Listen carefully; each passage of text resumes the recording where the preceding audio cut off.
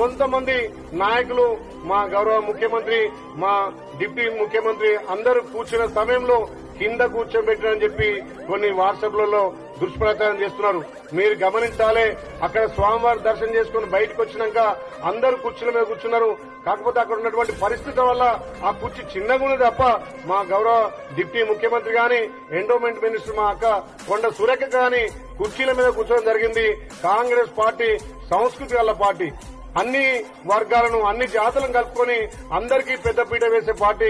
గతంలో బ్రహ్మోత్సవాలకు వస్తే కేసీఆర్ ఒక్కడే వచ్చేది, కానీ ఇలా మా ముఖ్యమంత్రి వర్యులు రేవంత్ రెడ్డి గారు అందరి మంత్రం తీసుకొచ్చి అందరి చేత ఓపెన్ చేయించి అందరికీ సభ స్థానం ఇస్తే ఇది ఓర్వలేక కాంగ్రెస్ పార్టీ మీద దుష్ప్రచారం చేసినటువంటి ఈ చిల్లర మల్లర రాజకీయాలు చేసిన వాళ్ళను ఖచ్చితంగా ప్రజలు గమనిస్తున్నారు.